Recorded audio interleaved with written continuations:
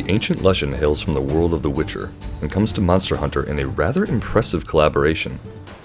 Traveling through an interdimensional portal, the Leshen arrives in the ancient forest and takes control of the local fauna to do its bidding and give hunters a truly challenging fight.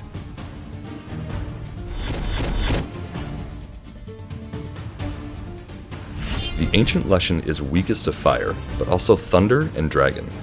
You can use poison against it, dealing 16 damage a second, but it doesn't last incredibly long, and like the other status ailments, will be difficult to trigger many times.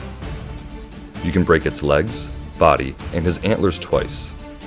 Each of these breaks is incredibly important, as they will change the overall experience of the fight, but is also required to earn his rare item, Mutagen, which is used to make the Geralt and Ciri layered armor.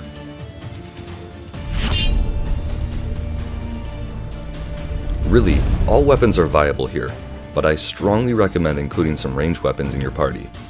Being able to target his horns at all times is extremely valuable, especially since you can break them twice. Great Sword works very well in a crit draw build, since the Leshen teleports so often. Sword and Shield is great for elemental damage, as well as quickly healing with wide range. No matter what you bring though, make sure to have a health augmented weapon, especially if you're using a melee weapon, as his aura of birds deals constant chip damage.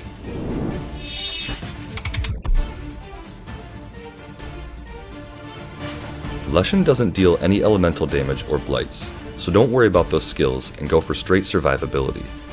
The Leshen hits hard and will frequently target an individual hunter, so it's best to go for skills such as health boost, recovery up, and quick eating. Since this is 100% a group fight, you should also bring wide range.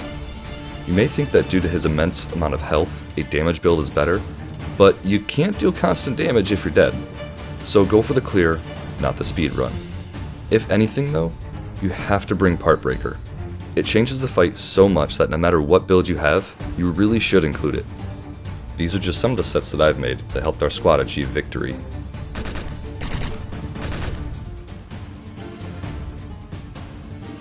Be sure to bring lots of mega potions and life powders, as well as materials to craft more. You'll also want to bring attack and armor boosting items, and a few max potions. Eat for Moxie and Insurance when you can, and above all, bring Flash Pods. He is incredibly susceptible to them, and some of his most dangerous attacks can be interrupted by them. For best results, learn to use the radial menu so you can craft more on the fly by bringing along 10 flash bugs. Of course, don't forget your runestone to cast Igni, and assign it in a place on your radial menu. The Temporal Mantle, as always, is really beneficial here. I also highly recommend everyone bring a health booster and use them constantly within a central area to avoid the Leshen moving around too much. Slinger ammo is very effective at stunning him, particularly Dragon Pods and Bomb Pods. Take advantage of these if your team needs a moment.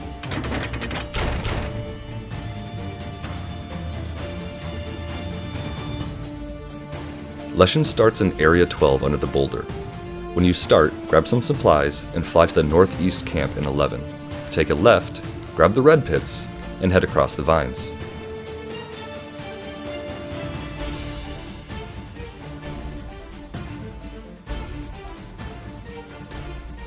Without hesitation, send a pit up to the boulders to deal massive damage to him, as well as take out the jaggers he starts with. Leshen will only move to areas after you deal enough damage to him. From 12, he'll head to either 8 or 5. If he goes to 8, he'll move to 7 and then 6. If he goes to 5, he'll move to 4 and then either 1 or 2. Leshen primarily attacks with his army of birds and roots. Paying careful attention to his body movements is going to be pivotal in avoiding his devastating attacks. He has 3 types of bird attacks. The least painful is when he waves an arm casually towards a player and flicks his wrist. 2 groups of birds will fly out, the first directly in front of him at the player he targets, and the second at about a 30-degree angle either to the left or the right. To avoid this, watch where he is looking, learn the angles, and learn where not to stand.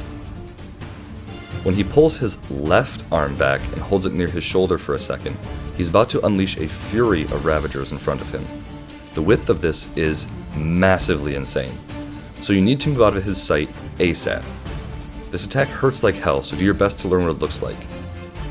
Don't confuse this with his right arm, as that is him summoning more birds and is a great attack opportunity.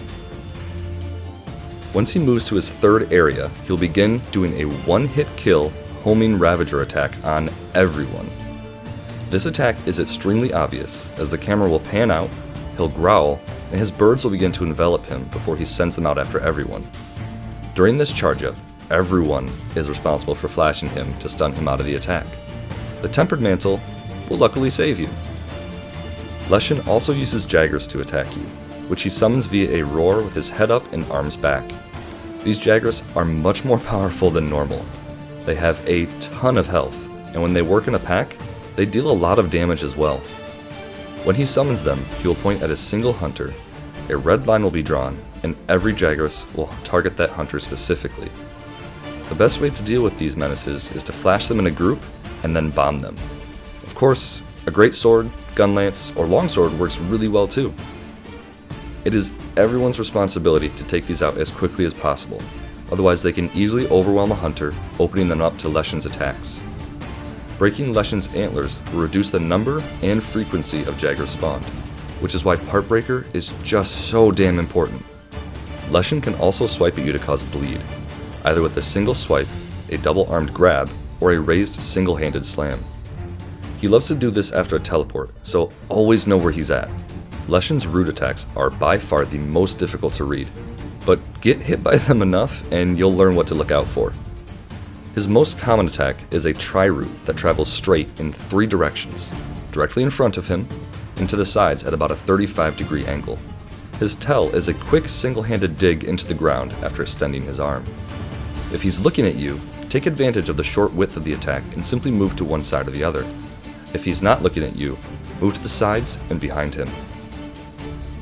When he raises both arms and roars, he's about to do a targeted burst root attack on 2 hunters at random. This attack has a massive area, so pay attention to your surroundings and where your fellow hunters are. A harmless small bundle of roots will shoot up under 2 hunters, followed by a very large circular burst of roots that will send you flying. Scatter formation as soon as you see him raise his hands. When he hunches over and plunges both arms into the ground, you need to get away from him. He triggers a ring of roots around him that could either be 1 or 3 rings out, with increasing range and damage.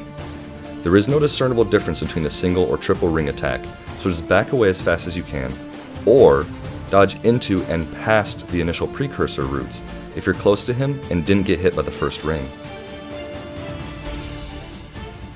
He will rarely do a snake-like root attack to target long-range players. He will kneel first, then raise a hand slowly and plunge it into the ground.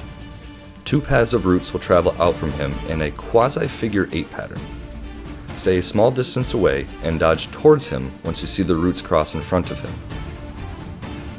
When his shoulders are thrown up and a hand extends into the air, he's about to surround himself with 180 degrees of roots as a shield. This can also damage you if you're meleeing him, so as a general rule, if his hands move, roll behind him for your best chance at survival and openings for damage. One of his most brutal attacks is a vine trap. His arm will raise, and his palm will flex upward and remain open before slamming down to the ground. At this point, everyone needs to be moving, as 1 to 3 traps can shoot up from the ground tracking players. If you're caught in one of these, he will send Ravagers to whittle your health down before causing a root burst, dealing massive damage.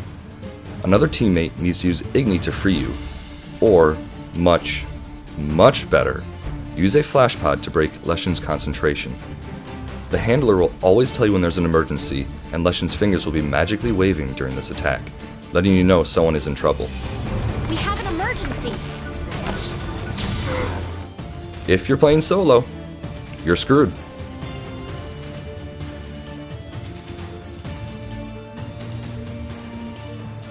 Hold your mounts until the last area. He loves to teleport like crazy during his final stand, so this gives you a better chance to wrap things up quick. Igni does not work well on Ancient Leshen. About every 3rd or 4th Igni will cause a stagger, so frequently hit him with it and ignore breaking up any roots with it. It also doesn't seem to get rid of his birds that often. Breaking any part, however, will remove his birds, causing him to walk around for a minute or 2, creating a massive damage phase. Again, why Part Breaker is so important. Flash pods should be abused. After the first, They only stagger him, but it can give your team the split-second break they need. When he moves areas, go back to camp for a free heal and restock on items. Constantly call out heals and be conscious of everyone's health.